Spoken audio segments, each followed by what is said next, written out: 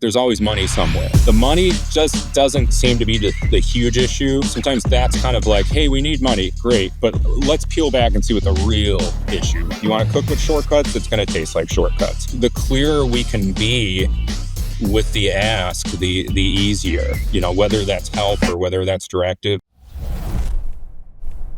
It doesn't matter where we start. We could be talking about like the best raffle items for your next event, how to do a live auction and a fund of need in the right timeline, stuff like that. And no matter what, like the questioning in the chat or the Q&A will be like, yeah, but how do I get my board how do I get my board engaged? Yeah, I swear. It inevitably, like no matter what, the conversation always goes to, it's like, oh, I got this one curmudgeon of a board member. How do I get them, either out or like to like buy in? And I appreciate you coming, brother. Thank you so much. Thanks so much, Trevor. Yeah. And it's interesting because like you always want to help people. And there have been instances where they're like, how do I get the board on board? Right. And sometimes the answer is you don't. Oh, okay. Right? That's a fair outcome. We're not right away. I mean, there are those things where sometimes you just have to be very creative and go, cool, what are the liberties in your job as the executive director or the volunteer, et cetera? And what do you not need permission to do? What can you do and be creative with? And how can you get some results? And I mean, I hate to say it, there have been instances where then people have done some great work. And then afterwards, the board was like, yeah, I'm so glad we did this together, right? And you got to be like, yes. Share those wins, No, I'm glad you came along for the ride. That was amazing. That kind of thing. Yeah. With your fundraising solution company, are you working with, and forgive me, this is just like a silly question, are you working mostly with EDs and development staff and what have you, or are you, or does the board call you in, or kind of like a little bit of each? Or it's been a lot of everything. It's interesting because ultimately it always goes to the board, right? Because the board has to approve.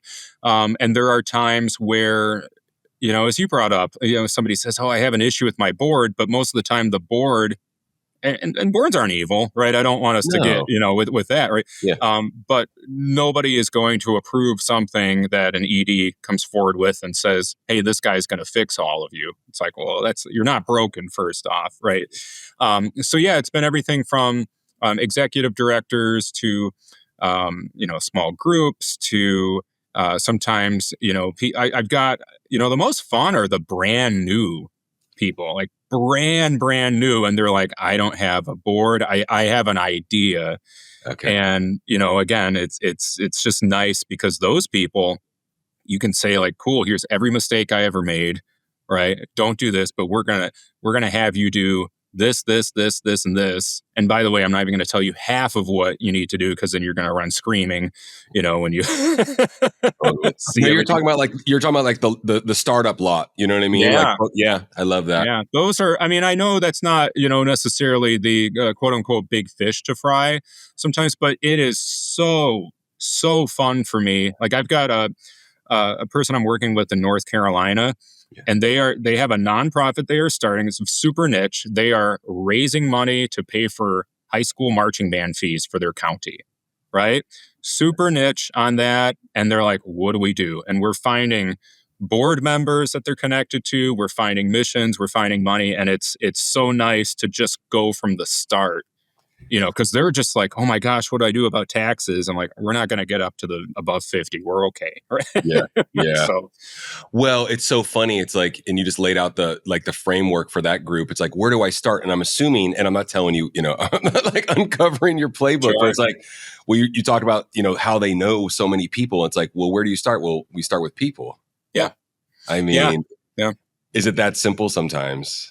I think it's always that simple, and that's been the part that has often been the make or break with a lot of the groups. It's interesting. I got into this because of my mom. Yeah, please. That was one of my questions actually, and you got. I'm a horrible interviewer, Don. No, you're not. I talk too much. I'm interruptive. I'm loud, and I forgot we were in an interview already. So no, and that's the thing. That's I'm taking the piss a little bit, but it's like, bro, it's like we don't. it's very informal, and that's where we get the gold. It's very, Yeah. we're just trying to keep it as real as possible, right? We don't, and it happens organically. But no, I would love to hear your origin story. Tell me about your mom getting in the space. Yeah, no, it's my I grew up in Joliet, so it's like, I don't know if you've ever heard of it. It's outside Chicago. Well, I've seen the Blues Brothers, so of course You've I've seen heard the of it. Blues. Hey, but prison's right at the beginning, right? So there's that, the movie Prison Break, all that stuff, right? And so, actually grew up in quite a bit of poverty, and we kind of moved all over the place. But the school systems out here were great, lots of activities. But with the activities, to participate, it was kind of a low fee, but then there was the extra stuff, right? We were taking a band trip, or you had to buy a small baseball uniform or something like that. So there were always fundraisers. And my mom, I've never seen someone fundraise before like my mother. And my motto now is like, there's always money somewhere, right? So the money just doesn't seem to be the huge issue. Sometimes that's kind of like, hey, we need money. Great. But let's peel back and see what the real issue, right? And you've been around the block enough time to go, there's quite a few different things. And sometimes there's also just, hey, these three main themes that come up. So back to my mom, we had this fundraiser in high school. We sold apples. And so Awesome. Saturday morning, we would have to go and meet the band truck at the school at 9 a.m. and everyone had to get a case of apples. Everyone in the band was required to sell a case of apples. Okay, that went towards your band trip. The band trip this was the 90s, so it was something like $300 or $400 at that point. Apples were $5 in a bag for $2. And you had to turn in whatever, $100 or something by the end. Most of that went to your trip. My mom, I remember she told me, she goes, we don't have enough money for this trip, but you are going. And I'm 14. I'm like, okay. She gets in the car with me, and it's this like rusted 87 Chevy Cavalier. The paint's all peeling up, right?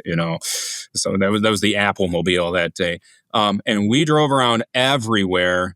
And where she landed first was funny. And this was, again, a little bit different times. She took me to every daycare in town. Ooh. And Mom's an entrepreneur. Mom knows right? what's She took going me to on. every daycare in town and goes, you're going to go in and you're going to say this. I'm raising money for this. And the way she put it was so funny because she didn't have a business background. But she goes, you're going to walk in and you're going to ask them, hey, do you want the kids here to eat healthy? I'm like, okay. All right. Thanks for the best pitch ever, Mom. Yeah, Thank just you. had that mom shame in there, right? Hey, you guys want the kids to eat healthy, right? Yeah. Well, guess what? What's healthier than an apple? We got apples here. So everyone had to sell one case. By the end of that day, the combination, it was both the daycares, and then we also went to the grocery stores here. My mom made us set up in the parking lot, pop the trunk, and before people would go in, they're like, you buying apples today? Yeah. Well, they're this much a pound in there, so if you want them from here. So we got shut down at like 2 Jewel Oscos out here or something. Awesome. But by the end of that day, we had funded, I think, my trip and then 2 other kids' trips. And so when it comes back to like everything today, like I always think about those roots, everything was just very scrappy, right? Yeah. Everything was just get the job done, go out, talk to a bunch of people. And it was interesting because, as you can imagine, the next year when those apples came around, we go to the same people. Yeah. Now, year 3, those people are contacting us. Totally. Hey, is Donnie going to sell some apples this year? Oh, okay, yeah, come on over. We'll take 2 cases this year. So that was fascinating. She was just somebody that, I mean, it was just interesting because anytime there was a silent auction or whatever, they started to have corporate companies like Best Buy stopped donating at one point from the main stores. You had to like contact corporate. Mm-hmm. That didn't matter to my mom. She walked in Best Buy and came out with like a TV and a stereo. I don't know if she just talked the ear off of the manager or what, but it was that thing of just, we're willing to talk to anybody. We're willing to get the job done. And in terms of that relationship, some people feel so awkward about having those conversations. But I always look at it this way, like I'm not asking for money to line my pockets here. I'm asking for resources and support and physical and financial and moral support here that helps our mission out. So, once I got past that hump, that kind of help. But yeah, I always go back to my mom saying, you're going to say, do you want to eat healthy? Do you want to help kids? Do you want to do this? Well, I love that. And I mean, there's so much to pull out. A beautiful story, beautiful origin story. Obviously, it's like, we say like, instead of asking, you can invite, things like that. And then another big piece that I pulled from that story as well is, by year 2, you were going to the same places. By year 3, they were reaching out to you. And it makes me think of a very hot topic right now where, and having this conversation with multiple folks, and I love what's coming out of it. It's you don't need to necessarily, everyone's so infatuated with the new donor. And you do need, I get it. You need new donors. I get it. But you can also do really, really well focusing on the ones that you already have. Yeah, absolutely. And if you do a good job with that, they call it, whether all the buzz stewardship and all these, it's like, how about it's just like a relationship, an invitation. And by year 3, they're going to start calling you going, hey, y'all having that cool event again? Or how are things going at the school? Can we help out? Or I heard you, like, saying, I got a friend that's actually really into what y'all are doing now because you just quadrupled down on the relationship piece of it and the consistency piece of it, So I for some reason, that's what I was able to deduce a lot from that story. It's just like, focus on the ones that you already have. Yeah. It's, I mean, what do you say? Dance with those that brung you. Right. And that is such a huge piece of it where, I mean, those people, they were there for you. They're there for you now. They're going to continue to be there for you as long as, again, you're taking care of them in some sense. And sometimes it's as simple as a birthday message, or I know this is super old school, but, I have every single handwritten note that I've ever received in my entire life. Like I have them in what's called a feel-good file, or they're up there, right?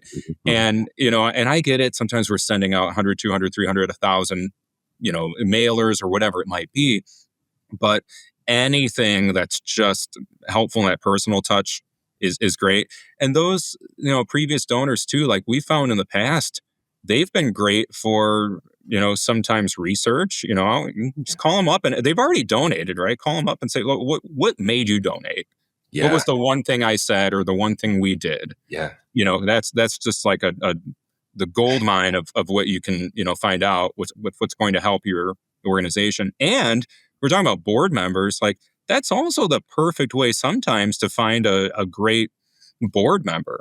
I mean, they're already on board that they're going to be giving. They already believe in the mission. They're already connected to it. I get it. You got to be careful sometimes with, too much sway or whatever it might be. But no, you're absolutely right. We're infatuated by the new shiny object. And, again, new donors, absolutely great. And we want them to be a part of our collective there. But by no means should we push away anyone, to the side that has been with us in the past. Yeah, I just think, and if you do a good job of focusing on the folks that are right in front of you and ask them for feedback, they're investors. They're not, at that point, they're stakeholders, they're investors, they're supporters, or all these things. And they believe in, like you said, they believe in what you do. So why not give them the opportunity to give you feedback? And when you do a good job with that, I wanted to get into another piece of this, or another layer that's occurring to me. But when you do a good job of that, I almost want to say like organically by default, it's like people will introduce you, new people will come as a result. I think sometimes, and I don't think, I kind of know this from my own experience. You said something about, we were talking about like startups, and new shops, and they're just like, like a for-profit company is the same. If you get a lot of like, alacrity, you know what I mean? It's like a lot of juice. Like, I want to make this happen. I'm very curious. And then now you bleed that into the nonprofit work. And it's like, listen, I am a veteran and I want to help folks that are thinking about harming themselves. I'm going to prop up this, a lot of beautiful things. With the startup piece, it's interesting what goes through my head so much. And I think it kind of blends into that conversation about, picking up the phone and asking for feedback and playing the long game, so to speak. I know that sounds cliche, but I'm constantly, after being in business for a long time now and seeing how this, and here comes the buzz, right? But it's like seeing this play out well. There's no shortcuts. Yeah. And and I'm really ready to like start talking to new business owners. I feel like I have the agency now because you said something. It's like, I've made every mistake. So here you go. Here's a beautiful like roadmap. It's like my partner Jason and I, we talk about this constantly. We go slow to go fast. We're like, why is this? It's just working. We see it. We feel it. The people are vibing on our team is just humming. It's like, we didn't take any shortcuts. And I'm not saying Have it's you like seen? Have you seen? There was a movie called Chef with Jon Favreau, and then they made a Netflix show of it called The Chef Show. I haven't seen the show, but I've seen the movie. Yeah. Well, the show is phenomenal. It's like a documentary. It's Jon Favreau and this chef Roy Choi. And at one point, it's just a flippant little thing that happens. But at one point, Roy Choi is chopping all of these onions or tomatoes, something over and over and over and over and over and over. And Jon Favreau looks at him and goes, is there any shortcut? And Roy Choi goes, if you want to cook with shortcuts, it's going to taste like shortcuts. And then they just move on to the next scene. And I was like, it's the simple stuff, Don. I swear, it seems so simple to us, and this is our job, right? It's like my job is to learn and be a student of fundraising, right? And it's our job is to get this info out. And I know it's inconvenient, and I know it's not fun, and I know it means years. It literally means years. And we have tons of donor stories, and you do too, about the right way to go about it, where after 5 years, they finally gave at this level, and I didn't even know they had the capacity. Yeah. It's just such a long exercise. And I what do we say to folks to just get them to buy in and understand it? Because it's also not easy. We can have a whole other conversation about that too. You know what I mean? Yeah, and that's the thing, right? I think it's about small wins. It's this thing of making people understand the work that they are doing right now really does matter, and that in year one you don't have to be doing the whatever $50,000 gala, and you don't have to be presenting the big check to anything like that. And I don't know. I've always just been big. I know this has been a buzzword for a while, but the vulnerability part of it, I've always been big on that, especially somebody that's new, because I don't know, if I was starting something brand spanking new right now, I would have no problem calling somebody up, and let's say we'll use the person I'm working with. They're raising the marching band scholarships. Okay, I'd have no problem calling someone up and saying, here's my 5-year plan. My 5-year plan is I want to fund 50 kids for their marching band fees. All right, $500 a piece. Right, we're going to get there with this small little organization here, but I need some sort of social credit right now. So this year, I want $500 somewhere to award one scholarship so I can get the photo op, etc. And I would literally say that to someone on the phone. Here's what I'm trying to do. And I'd love for you to be a part of this, or let me know anybody that you might think that would help. Anybody this first time around, like, I want to get them out there presenting this thing to the kid. I want them to have their picture. I'll find a big check somewhere so then I can show that in 1 month we already did some impact. Because that $500 is going to matter to someone, right? And I know we think, again, very small potatoes and that stuff, but like, that's a huge impact. And then like, there's nowhere but up from there, right? You get online, hey, there's $500, because almost every time that has happened, somebody has seen it somewhere. And I'll go everywhere with the media stuff, right? So it'll be online, it's on every channel, it's with press releases, it's like even local news. Some of those people, they got some money and they have some support and they like their stuff. And most of the time they'll see something small like that and they'll say, hey, this lines up, I can do that. Here's another $100, here's 500, et cetera. And that just starts to get that ball rolling. Yeah. But I think the other part to your question too is it's also that reality of that this does often have to start as a little bit of a side hustle. If Totally. In your head, if in your head you think this is going to be something that is going to replace your income, and that you're going to be able to quit your job and do this. Like I hope I'm wrong, for people with that. But I think that's the big part of it. It just starts to become so encompassing and I don't know. I know they often say people, what do you think, Trevor? I think sometimes they'll say, people just don't ask for help and stuff. I'm like, I think they just don't know what to ask for. Totally. And they don't know how to frame it. That's why, that's like, part of your deal. Part of what you do. I've been consuming your content for a minute. And it's really, really interesting because they don't know what to ask for, or they don't know how to frame it, Mhm. right? And you give organizations the tools to do this. And it's not going to be word for word, but pretty darn close to verbatim. There's something that you said recently about that and directing folks and walking with them that I thought was really, really poignant. And you wrote, "Quiet standards are invisible standards. If you've never said it clearly, your board doesn't know it's expected. Yeah. A good system can make or break a group, and hope is not a system. Yeah. Being clear is kind, and accountability is not unfair. Walk with them as they learn how." I was like, Yeah. wow, that was really, really good. Because you're talking about giving folks, there's so much there, right? Clarity of message, accountability, walk with them as they learn how. It's like, it's a giant people exercise. Yeah. It's interesting because I think, um, think about it this way, I guess. We'll walk into a room and you smell coffee, right? Yeah. You want that cup of coffee. So there's a few different ways. One person is going to walk in and go, "That smells great. Can I have a cup?" Okay, that's pretty clear, right? Yeah. Another person is going to walk in and go, "Oh, that coffee smells really good. It's been a while since I've had some coffee." Yeah. And then somebody else is going to come in there and just smell it, kind of look around and hope they had some coffee, not say a word. And then, there's going to be that other person that just walks right in, takes a sniff and just walks right to the pot and, dumps it down their throat. Yeah, totally. So Yeah. there is that part of it where, yeah, the clearer we can be with the ask, the easier, whether that's help or whether that's directive. And that part too, that's so tough for some people. Yeah. With being direct, because they do think it's mean. Yeah. They do, somebody, when you have help or you have a volunteer and this volunteer is supposed to do this specific job and they're not doing it, you're the one that has to help them out, but I don't know. You're probably like this too.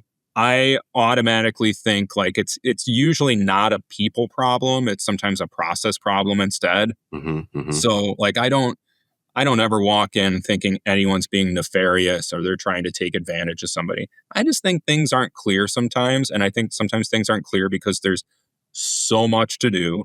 Yeah. And, the people on the inside of it, and I've been there, like sometimes we are the absolute worst on trying to put that message out there. I mean, the more passionate you are about something, maybe you're not always the one that should be speaking about it to someone that's got 10 seconds. What's so funny, you said message and you said 10 seconds. And I was going to ask about like how you direct organizations to get, buy-in, of course, and get everyone on the same page. And we call it your missions marketing message. Yeah. I don't know if you ascribe to like, hey, let's all get in the same room for an hour and a half, 10 words or less. This is what we do. Like, talk to me about like how you coach folks in that way, just to make sure that the message is succinct. Because I know, like for volunteers, committees, paid staff, board, if everyone's saying the same thing, that's palpable. Yeah. You know what I mean? Like I notice top to bottom, no matter what someone's doing in our organization, they all say we help nonprofits raise more money. Yep. And when we did that and we made that a directive, it changed everything. Absolutely. Talk about coaching folks with that message and the importance of it, if you don't mind. Yeah, as we try to do as many things as we can to be binary, right? Yes or no. Yes or no. Where there's an outcome or there's not. Yeah. And in that sense, and that was even the like offer that I put up. My kind of hook is raise 10K in 90 days. All right. Yeah. So again, for some huge organization, that's not going to be breaking the bank, but who knows, right? Real money. It's real money. It is real money, right? And it's interesting with that because then it's always, oh, cool, we want the money. We do a few solutions to that, but that's often, as a mentor of mine said, that's also often like a flashlight of where the larger issue actually is. But to stay on topic with the messaging, absolutely, we actually try to not be so emotional with it, which is hard because a lot of, and I'm a musician by trade, so I'm very artistic, but at the same time, kind of have the numbers in my head. So, we like to talk about feelings and we like to talk about stress and we like to talk about impact and everything else. And that stuff is absolutely real. But as you're saying, at the end of the day, trying to make somebody raise more money. So yeah, to your point, that's exactly it. We will spend so much time on the message. Okay, cool. Yeah. So much time on that message. Wow. Okay, And cool. that's probably the biggest thing. And I have no problem too A/B testing some things. So as long as we got a plan, we can have some board members go out and say this, this, and this, and we can have the other board members go out and say this, this, and this. And as long as our data is segmented and they're getting around the same type of donor persona, characteristics there, we can see which one works better. But yeah, we spend so much time on that. It's spitballing some things. And those are times too, again, no shame in this. Like, I never want to make anyone feel uncomfortable, but if we're in a room and someone's like, this, that, we can say, hey, who's on your list? Yeah.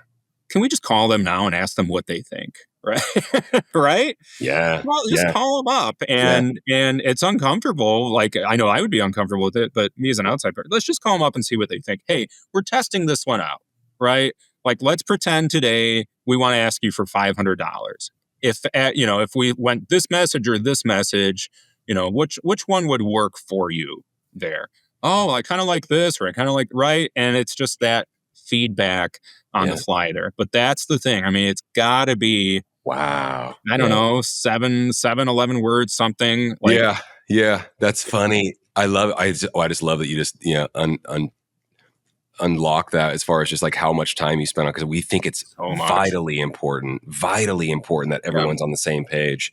And if it's not clear, and a good friend of ours, Kevin Brown, who wrote a book, Fundable and Findable, and he's like, clear over clever.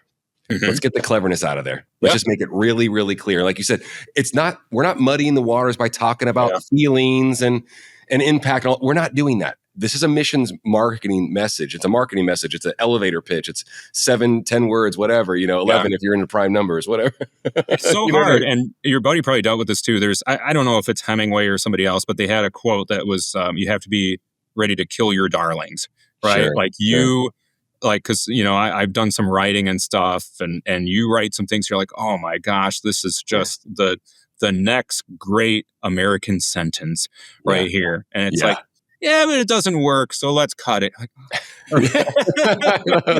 So that's not quite hitting the mark, man. But it's a big ego game too, and that's the hard part, and especially, not a bad thing, but especially with somebody that has a cause that they are so behind, and that they've spent their life either trying to help, or in many cases being affected by, as well. And then sometimes you're coming in and going, but we want to say it this way. So sometimes it's just got to be, you know how it is. Sometimes you need people to actually get to that conclusion themselves. So I do like to stand back and see what they can.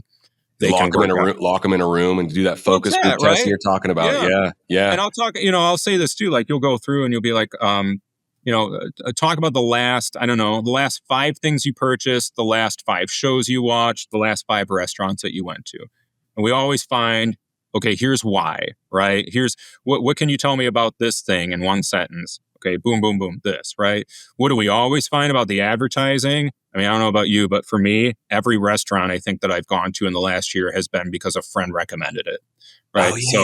Right? We try to get that word of mouth thing, and that's where, again, those kind of silent standards and silent initiatives that we have, like, we are talking. And I don't know if you can tell this, like, I can talk, but some of the people me too, brother. I can match pace. So, but for some people it's uncomfortable, but it's like, no, just talk everywhere you go.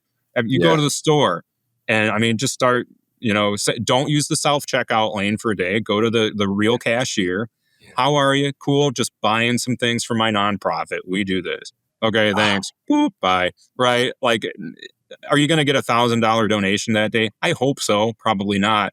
But those reps, that goes back to what you were saying. There are no shortcuts. You are going to get those reps in.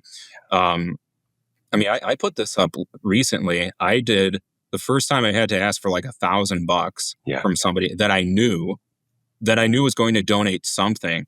I holy cow. You ever watch The Simpsons and they had one of the bullies, like, or one of the fast food workers was always talking like that. That's how I sounded. Yeah, totally. In my Yeah. 30s, my voice is cracking. Would you donate Yeah. $1,000? That's awesome. That's awesome. But Totally. I don't know.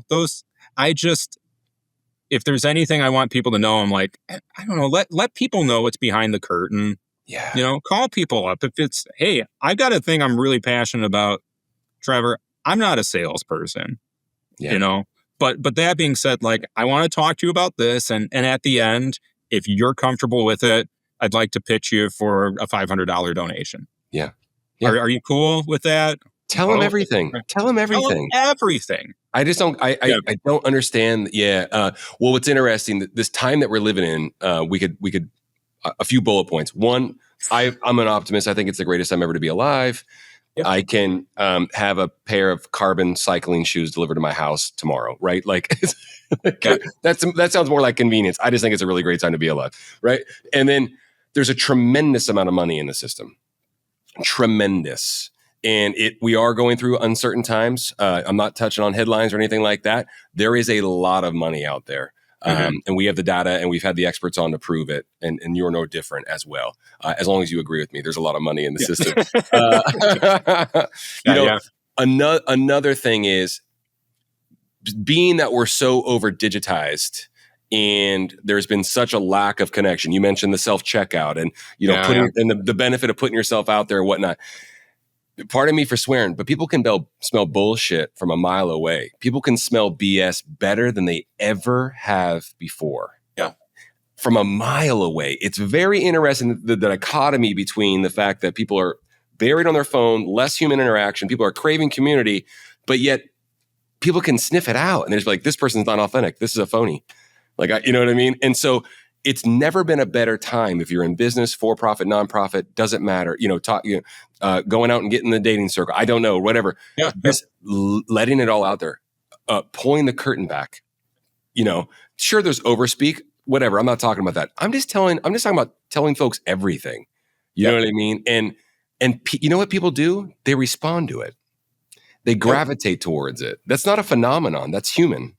And asking folks for money or inviting them to give, so to speak, is no different. Talk about that a little bit. I mean, it's just like, it's just. No, absolutely. And I think, again, something my mentor would say is like, right now, trust is at an all-time low. There you go. Yeah. I think there is another side of this. And this comes from, I was on the phone with this person the other day, and they're not comfortable, like even just making phone calls about things. And they have the skills. So I think, not only is trust at an all-time low, I think at the same time, we do have some people that have the skills. And because there's so many people out there that are putting so much bravado out and, I'm going out and I'm raising $1 million a day and all of this stuff. Well, you're sitting there in your office and you're like, we just need 10 grand this year to survive. I can't do that. I feel right. So there's that part too, where I think there's just a lot of people that need to be built up. Yeah, agreed. In that sense. Agreed. But yeah, getting those reps in absolutely helps. And again, putting it all out there, that voice cracking one, I think I put this up on LinkedIn recently. That was a great education because I didn't know how much stuff I needed to know. I knew that I thought I had the basics down, right? Like we had our 501c3, which that took me 2 or 3 rounds to get, approved and everything with that. And I had an idea, and you know how it is early on with these things. You have the idea, but people don't want to put the idea in until you have the funding. People don't want the funding until they see the idea going. So yeah, I called this guy in town, and as I was stammering through all of this, I remember halfway through the call, he goes, "Stop." I'm like, He goes, "I want you to go back again, and I want you to say it this way. Oh, wow. I want you to tell me what it is you're doing, who is impacted, when it's happening." Okay. All right, I do that. Cool. Now I want you to tell me how much all of it costs. And luckily, I had that down. Yeah. Right. I had that down. Okay. It's going to cost this, and that. Cool. That sounds right to me. Okay. Now, and that's when he's like, I would like you to now tell me that you are calling for my support. This guy was giving me a master It class. sounds like a friend. Right? I'd never met the guy before. Wow. He was like an insurance agent in Wow. town. All right. Yeah. By the way, Yeah. if you're in any town, like hit up your insurance agents and your bankers and all of Yeah. like, just get on the phone and Yeah. give a call. And Yeah. chances are they know somebody. Yeah. But yeah, at the end of that, he ended up being like this huge donor for us. And again, I don't know if he liked me or not, but he really liked the mission. Awesome. And, we were just doing like a youth camp for music and theater and stuff. So like I think we had to raise eight or 9,000, for this thing. But that guy, he's just like, cool. Now I have these other people and you're going to call them up and you're going to say, I said to call you up. I said, okay, great. Called them up. Each time was a little bit better. And the one was funny because I'm like, yeah, this guy said to call. He goes, oh yeah. He goes, hey, did he put you through the ringer and like really make you earn it? That's awesome. I said, like, yeah. He's great. He's really great at that. Yeah, he's great at That's that, my right? friend. That's my friend. That worked out so well. And but here's and I'll ramble on a little bit more on this. Please. Here is something I wish more nonprofits did it, and I wish it's that they listen to their donors in the sense of what their donors want. Because I think it's absolutely we should have standards and principles and values, right? I am not going to lie. I am not going to falsify financial records. I'm not going to do dishonest things, right? But some people will say, like, if we have a donor here, we're going to have some sort of gift, and that is it. But I've had donors that would tell me, hey, I'll donate this amount and stuff. And they're like, hey, just kind of an idea. Have you ever thought about, like, I don't know, could I get a plaque for my home? Could I get my name on here? Could I get this? Could I get that? And some people get really hung up on this, but like, I'll absolutely spend $100 to make 1,000. Absolutely, right? Because some people you said this. What do they want? What do they want, right? Yeah. And some people get hung up on this, but I remember just talking to them on the phone. This is where the more reps you get in, the better you are at this. Yeah. But somebody brings up, yeah, I mean, I would love to come and I don't know, meet the group, talk with the board, do this, or maybe introduce them. Oh, cool. We'll have you if you've got the power to do that. I'd love to have you introduce this here. And then we want things to be fair, right? If they're donating at the certain amount, cool. All of a sudden that's the new tier, for that. Totally. But I have been in situations before where somebody wanted the plaque, right? And I said, cool, I'll be honest with you. Other people have donated at this amount. So I just want to be real frank with you. We'll absolutely do that. But I am going to call those other people up and I want to offer them the same thing so that we're all fair. Yeah. And, sometimes they're like, oh, yeah, that's great. Other times I would get people who are like, well, if I donated a little bit more, I get that, right? I mean, can I use the term negotiation? I mean, everything's negotiable. And I mean that in the most respectful and above board way. You're like, we talk about this a lot because we're so deeply involved in the event space. So we talk about when you're engaging with sponsors, corporate or otherwise, sponsors and underwriters and what have you. It's like, and you laid it out beautifully because it applies to that conversation as well with the potential folks. It's what's important to you.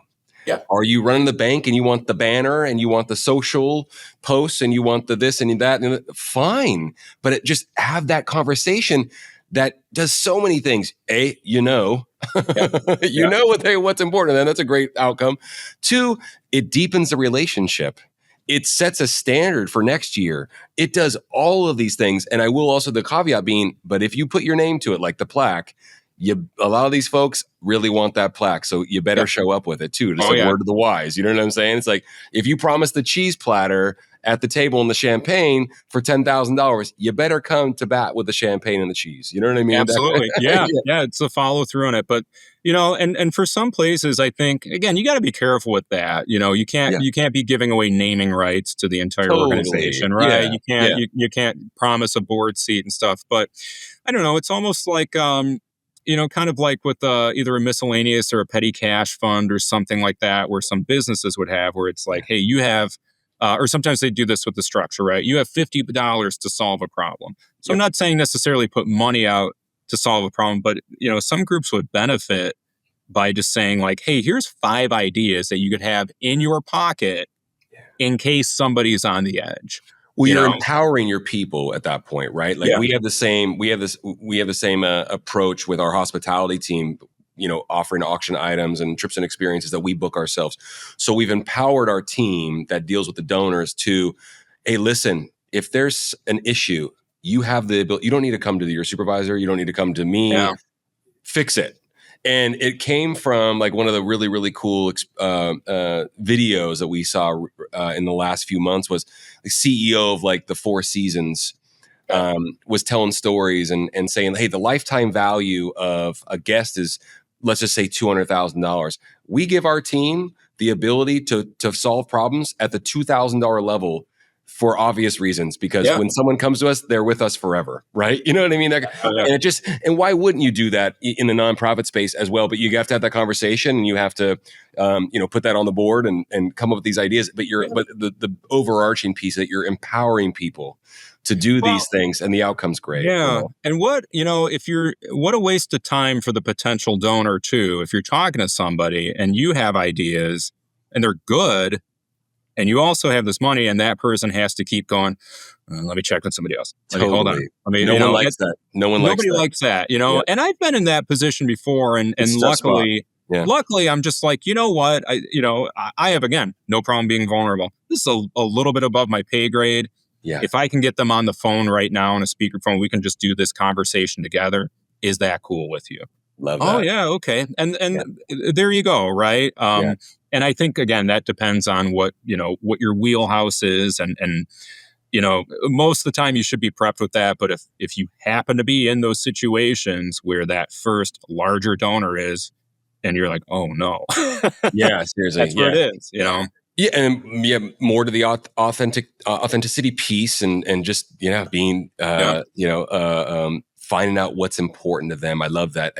On this same plane, so to speak, with just communication. When I wanted to get your take, I'm not taking a hard left turn, but just a little bit of a turn. I wanted to get your take because I once again I've consumed a lot of your content, love it, and I want you to talk about just experience and how you coach people about the power of saying no gracefully. Oh yeah, like declining, right? And how that can end up freeing you and be very self-fulfilling and really, really help you focus on what's important. I want you to talk about the power of saying no gracefully. I want you to talk about the power of saying thank you after as well. Yeah. So a little personal info with me. My wife and I, we have 6 kids. Yeah. And that's awesome. So you have no free time. I was going to ask you what you do. Right? And a blended family. And actually, I brought 5 in, and she brought 1 in. But we're all together. That's we awesome. Love each other. Everything. I love it. But where I ended up actually breaking the most promises was with the kids, and that was because of the sheer amount of kids and the sheer not whatever amount of time, right? So it was this thing of like, in the moment, I wanted the kid to be happy, right? The kid, Dad, can we do this today? Can we play school? Yeah, that's fine. Okay. Can we play a video? Yeah. Can you take you outside? Yeah. And then the night's over, and 2 out of 6 got their thing, and 4 kind of upset about it, and rightly so, right? So that's where a lot of that lately is where my head is. It's like, okay, like this is not just with work. This is not just with volunteer endeavors. This is with everything, with family. So most of the time with that, I have now been much more honest with the kids, of I love you, I respect you. I do not, I'm not able to take the time for this right now, but, we can do it this time, or this is just going to be a no right this minute, and again, sometimes people get a little upset in the moment. But later on at night, they're still hugging you, kissing you, saying goodnight, right? Yeah. So when it comes to the, I think the nonprofit and the business side of it, that's a huge thing. And I think especially for executive directors, or maybe that volunteer that gets everything, right? Mm-hmm. So there's a few things that I'll have people do. One of them I love doing is a not to-do list. And these are just like, you think up the things you just hate, right? And now you just never want to do these things again. Okay, now we're going to part those out. What are things that you never want to do those again, and also you don't have to do them again? And then what are also the things that actually you hate them, but like they're a part of your job? Like we can't say like I hate coming into work every single day. Okay, right. So we start to look at things though with that of just, is there a different way to do them? Can they be delegated? Are you the best person? Can things be sorted out? Can they be put in a different time? Right. But when it comes into that, just that moment, I think people that have a lot of trouble saying no, and I was definitely a people pleaser. We all are. You know, there's kind of a little bit of a lack of boundaries that they have with themselves. Mm-hmm. There is that part where I think we go back to that person, right, that can do the job, but maybe deep down they're just like, oh, I'm not raising $1 million, so therefore I'm just not worth anything. Failure. Right? Yeah. I'm a failure, right? Yeah. And you constantly feel like you've got to be, the person for it. And Trevor, the problem with that is that those people for so long say yes, they say yes, they say yes, they say yes. And they think they're conditioned to think they need to say yes to everything. They need to say yes. And then, unfortunately, what often happens is then one day you come to them and you go, Don, can you help me with this? And I go, and I just blow up. Yeah. Right. Yeah. And that my goal is get people to not get to that blow up point, because then you're going, whoa, where did this come from? Like, this does not look, great. So there is that part where it's like, yeah, again, no is a complete sentence, but like, you're going to look like a jerk if someone's like, hey, can you help with this? No. Yeah. Okay. Now, now my wife and I will joke, because sometimes she'll ask me some questions and I'll just go, I'm not answering that. I don't like this particular line of questioning, ma'am. This does me no benefit to answer that. We saw that in the movie the other day. But, in the professional setting there, I think there's a number of different ways to do it. And it just goes back to the being open. I'd love to do that. Sometimes one that works great. I'd love to do this. The earliest I can get to it is next week after I'm done with this project. Yeah. Okay, well, we really need it done now. Okay, well, I'm going to have to shift things around. You might have to go 5 to 10 layers deep on that. Yep. But I also found out the more info you give people, the more that they'll solve your problem so their problem can get solved. Because I've had instances before where somebody's like, can you make this event? And I said, well, no, I can't make it. I've got something, my kids are just home right after school. I got to be there. Oh, well, my daughter can babysit for you. Right. Now you're in this awkward position, because I used my kids as an excuse. Yeah. Like, I do have to be there. Well, you have 6 of them, so it's a fair right? But I used them. Oh, yeah, we'll babysit. Now I'm in this awkward position saying, I don't want your kid babysitting my kids. Yeah. And now I got to hem and haw in the moment. So there are certain times, and this takes some practice. But there are certain times where I just had to say, hey, thanks so much, but I'm just not able to make it. Yeah. Yeah. Oh, okay, well, is there something going on? Yeah, let me know how it goes, just not able to make it. Yeah. Okay, well, what? Most of the time people won't directly go, why? Yeah. But they will kind of fish. Yeah. But I think for some people, like, again, like if you're not used to that, try to pull that out a little bit. But I don't know, as I said, I'm a musician by trade. I am really big on practicing. And this is so dopey and dorky for some people, but call up your friend and you say, I have a big problem with saying no to people. And first off, that friend's going to go, I know. Right? Because they're your friend. Yeah. Good friends are just the worst. They'll tell you the truth all the time. Right? Exactly. So, but I love just doing any of that stuff and just tell your friend, I'm trying to work on saying no. I want you to push back 20 to 30 times, because chances are in real life 3 times, maybe. Yeah. And it's going to be so nerve wracking. But the first time that comes up, again, your voice will probably crack. I can't do it. Yeah, exactly. I'm so afraid. Yeah. What's really funny, because I layer a lot of just being a student of fundraising and being able to, like, just having these kinds of interactions and just learning from folks in the space and expanding our breadth of knowledge and everything. The more times I go around the sun, Don, the more I start seeing the similarities in the relationships that we are looking to establish with high net worth individuals, board members, committee members, volunteers, all that, and the relationships that we have in our personal lives. And I was gonna ask you again as a follow up, the power of thank you Yeah. in your professional experience and what have you, because there's a lot of power in no. So but we already unlocked that one, and it's very interesting. You're like, good friends are great because they're real whatever pain in the butt because they'll always tell you the Yeah. truth. And what's very, very interesting is that these things seem so obvious to us that I talk about thank you in this way where, we get going in life and oh, my wife knows I care. My children know I care. My children know I'm grateful. My best friend knows that I'm grateful, but I didn't say thank you when we left their house or after I got home or whatever. It's like, well, that's not no news is not good news is what I always say. And it's interesting because I want you to double tap on thank you and just the power of that in our space, because it's so obvious to me that it's not being utilized enough. I say things like, if you don't know what to say, you can start with thank you. That's great. You can get a lot of reps doing that in your personal life, but no news is not good news. And that's where I'm stuck on this with the gratitude piece, with telling folks how grateful we are that they got involved. I want you to talk about your experience with just the power of thank you, and what it means in our space for the EDs out there, for the event professionals out there, and the development professionals, the board members, all the above. Yeah, I like to think of things in opposites. So I like to think about thank yous and I like to think about apologies.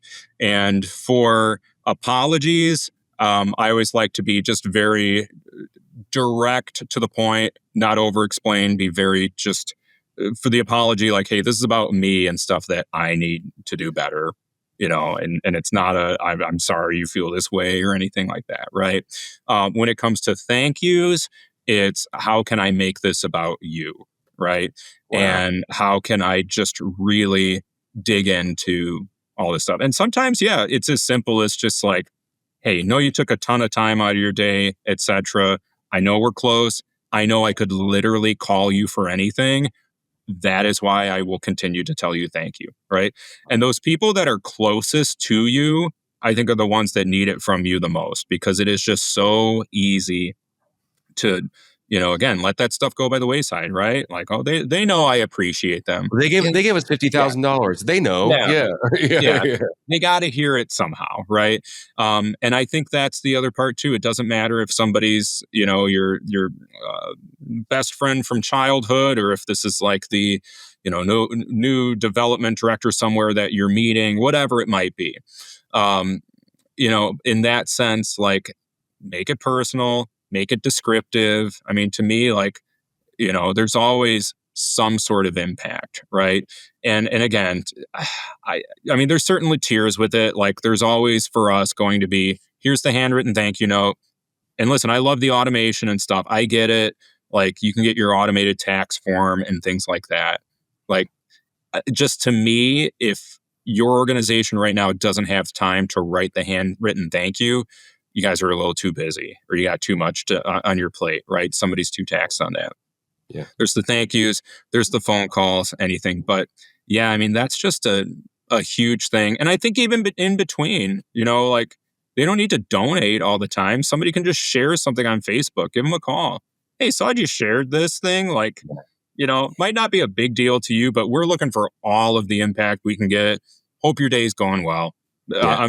If you got the budget, I'm sending you like a $5 Starbucks gift card. Hopefully you can buy half a drink. Here you go.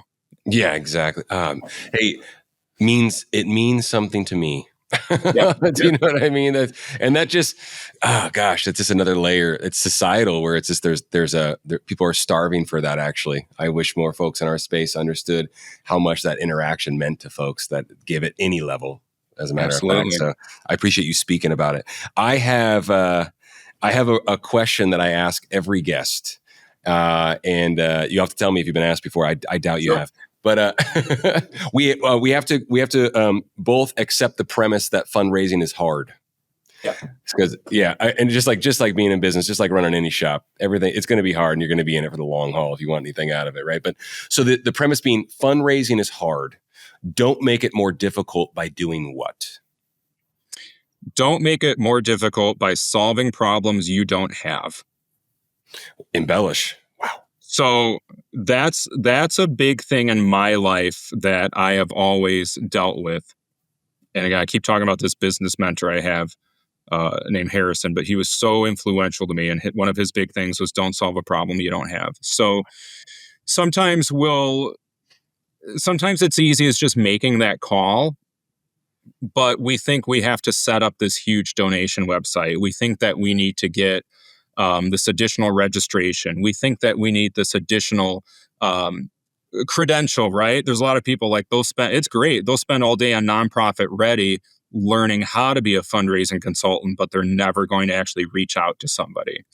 There will be certain things you hear, like a gala. Oh, we have to have a gala to thank the donors. Oh, like that's not a problem we have yet because we don't have donors yet. Right? So yeah. Let's start with that first. Yeah, exactly. Yeah. So that's just what I always think about is that look at what you're doing in your day, and if that's solving a problem that you have right now, great. But if you are spending your time in places that are hopeful, I mean that's great. I think have that chunk of time out, in the hour for your creative outlets, whether it be creatively business or something. But I just think really try to go back. And if this seems like sometimes it's a boring and monotonous and tedious activity that you're doing right now, it is work. Yeah.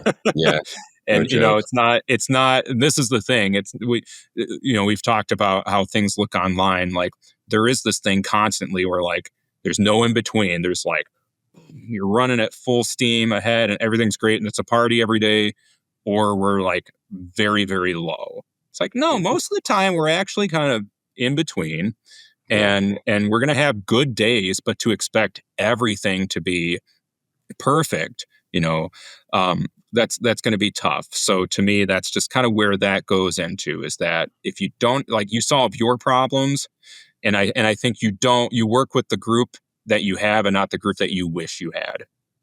Wow. Man, that was an eloquent answer. In the words of Don, someone said that about me. a good system can make or break a group, and hope is not a system. That's right. Really good, man. It's really good. Yeah. Hey, man, tell folks where they can find you. And we're going to put your LinkedIn profile in the show notes and all that good stuff. Where's the easiest place to find you? Yeah, LinkedIn. And then I've got a website, donstinson.net. You can go on there. It's just a simple one-pager, but got all my contact info there.